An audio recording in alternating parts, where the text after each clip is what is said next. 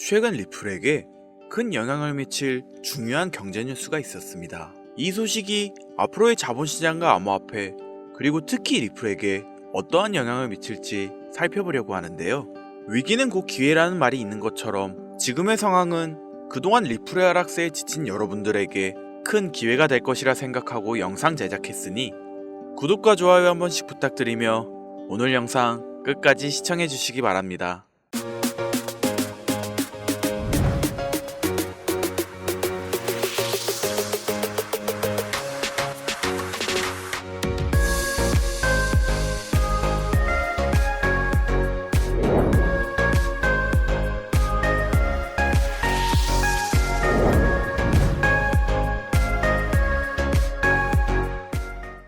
도널드 트럼프 미국 대통령은 최근 중국에 대해 125%의 관세율을 부과한다고 발표했습니다. 이는 4월 2일 트럼프가 중국에 34%의 관세를 부과한 데 이어 벌어진 상황으로 중국은 보복 조치로 같은 비율인 34%의 관세를 미국 제품에 부과했으며 트럼프는 이를 맞대응해 8일 추가로 50%의 관세를 더했는데요. 이에 맞서 중국도 즉각적으로 50%의 관세를 재부과하였죠. 양 국가가 물러서지 않고 신경전이 벌어지던 와중 10일날 발표하기를 트럼프가 중국에 대한 관세를 125%로 더욱 높이고 다른 나라들에겐 90일간의 관세 유예를 선언했습니다. 이는 미중 간의 무역 갈등을 심화시키는 중요한 전환점을 나타내며 이러한 무역 전쟁은 단순히 양국 경제에 국한되지 않고 전 세계 경제에 광범위한 영향을 미칠 것으로 예상됩니다. 그렇다면 이 관세 전쟁이 앞으로의 자본시장에 어떠한 영향을 끼칠지 궁금하실 텐데요. 여러분들도 아시다시피 관세란 두 나라 간의 상품과 서비스에 부과되는 세금으로 보통은 국가 간 무역을 조정하고 자국 산업을 보호하기 위한 수단으로 사용되죠. 그런데 트럼프가 중국에 대한 125%의 관세를 부과했다는 건 사실상 미국과 중국 간의 무역 갈등이 시작됐다는 뜻이고 이런 갈등은 전 세계 경제에 큰 영향을 미칠 텐데요. 특히 주식시장과 원자재 가격에 강한 영향을 끼칠 수 있습니다. 이런 상황에서 투자자들은 불확실성을 느끼게 되고 주식시장에서는 변동성이 크게 증가할 텐데 예를 들어 기업들이 중국에서 생산하는 제품에 대한 가격 상승을 감당하지 못하면 기업들의 수익성이 떨어지고 그로 인해 주식 가격이 하락할 수 있는 거죠. 그렇다면 이런 상황에서 암호화폐는 어떤 영향을 받을까요? 보통 전통적인 금융시장에서 불확실성이 커지면 사람들은 자산을 안전한 곳으로 이동하려고 합니다. 이럴 땐 비트코인과 같은 디지털 자산들이 그 대안으로 떠오르기도 하는데요. 특히 최근에는 리플과 같은 유명한 알트코인으로 적극적인 자본 이동이 이루어지며 급격한 상승세를 보여주는 경우가 많았죠. 그런데 온체인 데이터를 통해 확인한 결과 지금 수많은 고래들의 자본 이동이 리플에게 이루어지고 있다는 걸 확인할 수 있었습니다. 리플은 주로 국제 송금을 위한 플랫폼으로 많이 알려져 있는데요. 기존 은행 시스템보다 빠르고 저렴하게 송금할 수 있는 기술을 제공하는 리플은 글로벌 경제에서 국경을 넘는 송금을 많이 필요로 하는 사람들이나 기업들에게 인기가 많으며 이 특성이 중국과 미국 간의 무역 분쟁에서 리플에게 호재로 작용된다는 겁니다. 관세가 높아지면 국제 무역에 드는 비용이 높아질 것이고 그리고 그런 비용을 줄이려는 기업들이 늘어나면서 국제 송금의 효율성을 높여줄 수 있는 리플과 같은 암호화폐 기술의 수요가 더욱 증가할 수 있습니다. 특히 리플은 여러 금융기관과 협력 관계를 맺고 있기 때문에 국제 송금에 대한 수요가 높아질수록 리플의 활용도가 높아질 가능성이 크죠. 그리고 지금 이러한 상황을 예상한 고래들의 자본이 등이 이루어지고 있으며 리플은 단기간 내 강력한 강세 모멘텀을 보여줄 것이라 기대되고 있는데요. 기술적으로 국제 송금의 혁신적인 대안으로 자리 잡을 가능성이 크기 때문에 장기적으로도 시장에서 강력한 입지를 다질 수 있을 것이라 예상됩니다. 물론 시장의 변동성은 언제나 존재하고 각종 외부 요인이 영향을 미칠 수 있지만 오늘 말씀드린 것처럼 국제적인 경제 불확실성이 커지면 리플과 같은 효율적인 송금 솔루션에 대한 수요가 더 늘어날 것이며 새로운 기관 투자자들과 고래들이 유입되어 리플의 강력한 상승세를 예상할 수 있습니다. 그렇다면 이러한 상승장의 애고 속에서 본격적인 상승의 시작을 알기 위해선 리플과 연관된 기관 세력들의 움직임을 잘 관찰해야 하는데 현재 리플과 관련된 기업 중 주가가 사상 최고치를 기록하고 있는 워렌 버핏의 이 기업이 있습니다. 버크셔 해서웨이라는 기업 많이 들어보셨죠? 버크셔 해서웨이는 세계적인 투자 지주 회사로 워렌 버핏의 회사로 매우 유명한 회사입니다. 시총이 무려 1000조나 되는 어마어마한 규모의 회사이죠. 이런 버크셔 해서웨이가 가지고 있는 대표적인 회사, 어떤 회사가 있을까요? 그중 하나가 바로 아메리칸 익스프레스입니다. 아실 분들은 아시겠지만 아메리칸 익스프레스는 신용카드사와 은행업을 중심으로 한 미국에서 가장 큰 규모의 회사 중 하나이자 금융업의 대표 주자이죠. 그리고 특징은 아메리칸 익스프레스는 워렌 버핏의 버크셔 해서웨이가 최대 주주로서 무려 20%가 넘는 지분을 보유하고 있죠. 쉽게 생각하면 워렌 버핏의 회사인 버크셔 해서웨이가 아메리칸 익스프레스를 소유하고 있다 라고 생각하면 되겠죠. 또한 뱅가드 그룹이 6.3%, 블랙록이 6.1%를 보유하고 있는 전망이 좋은 기업이라는 겁니다. 이런 아메리칸 익스프레스는 리플의 핵심 파트너입니다. 심지어 작년 8월에도 아메리칸 익스프레스는 송금을 위해 리플을 채택했다는 걸 알 수 있죠. 이 말은 바로 워렌 버핏의 회사인 버크셔 해서웨이가 소유하고 있는 아메리칸 익스프레스에서 리플과 협업을 하고 있다는 건 워렌 버핏과 리플이 밀접한 관계가 있다는 뜻 아닐까요? 리플은 기본적으로 스위프트 때문에 만들어진 코인이죠. 여기서 스위프트가 무엇이냐? 스위프트는 서로 다른 국가에서 무역을 할 때 사용되는 화폐가 다르기에 기준을 만들어서 국제 무역을 진행하는 것이 스위프트입니다. 하지만 여기서 발생하는 수수료가 무려 20%나 되죠. 즉 너무 비싼 금액이죠. 그래서 이런 문제를 해결하고자 만들어진 것이 바로 리플 코인입니다. 또한 리플은 ODL 시스템을 가지고 있어 단 몇 초 만에 전 세계 어디든 바로 송금을 할 수 있는 기술력 또한 보유하고 있죠. 수수료와 속도, 이 두 가지를 모두 잡을 수 있다는 겁니다.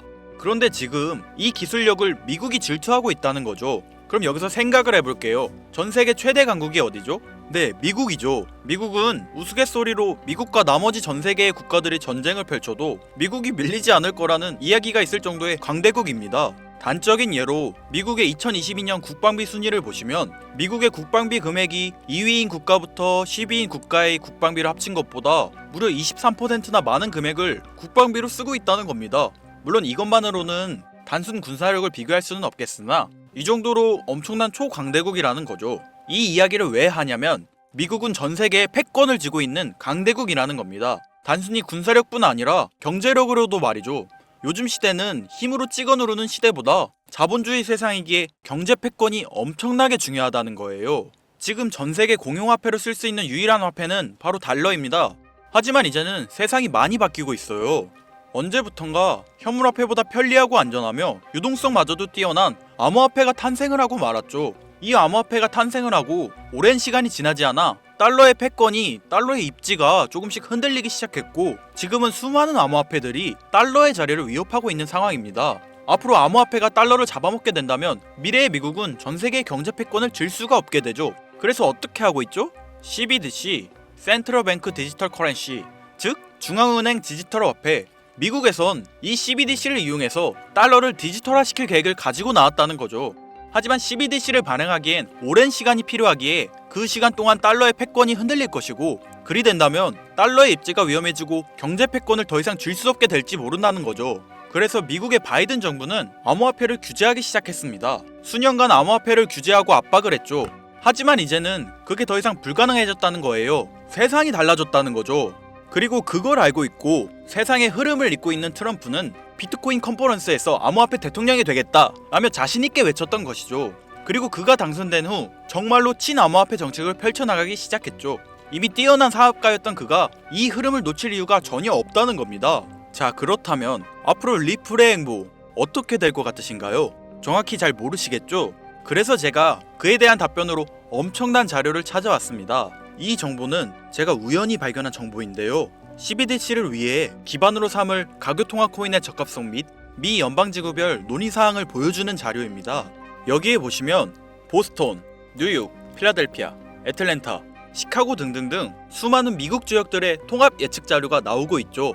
여기에서 아래로 쭉 내려보면 크로스링키드, 즉 가교통화로서의 적합성을 보여주는 표가 있습니다. 대부분의 코인들이 부적합이라고 나와 있습니다. 하지만 여기 리플과 시바이누가 보류라고 표기되어 있는 걸 확인할 수 있었습니다. 뭐 그럴 수 있어요. 리플은 법적 공방이 남아있고 시바이누는 탈중앙화를 목적으로 나온 코인이다 보니 어찌 보면 CBDC와는 어울리지 않을 수 있죠. 하지만 다르게 생각해보면 두 코인 모두 세계 어디든 자유롭게 금융 서비스를 제공받을 수 있다 보니 이보다 더 뛰어나고 자유로운 가교 통화가 있을 수 있을까? 라는 생각도 들긴 했죠. 그런데 여기서 저는 충격적인 내용을 확인할 수 있었어요.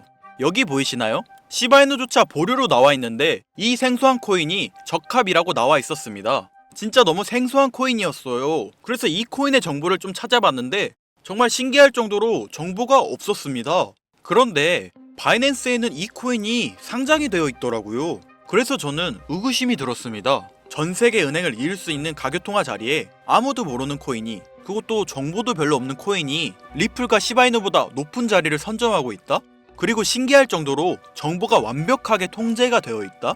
아무리 봐도 너무 이상해서 곰곰이 생각을 해보다 얼마 전에 있었던 미 대선이 떠올라 혹시 트럼프 당선에 이목이 쏠려 있을 때를 노려 4분기에 이 코인을 가교통화로서 밀어주려는 건가? 라는 생각이 확 들더라고요. 그래서 바로 국내 거래소 중 가장 거대한 거래소인 업비트를 확인해 봤는데 놀랍게도 올해 이미 상장이 되어 있었습니다.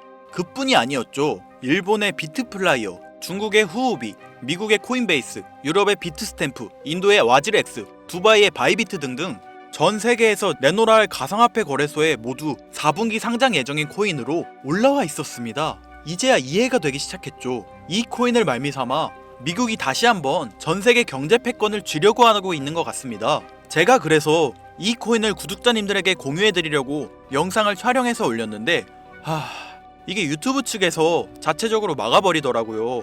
아무래도 미 대선과 관련이 있는 코인이다 보니 유튜브 측에서 자체 필터링이 되는 것 같아요.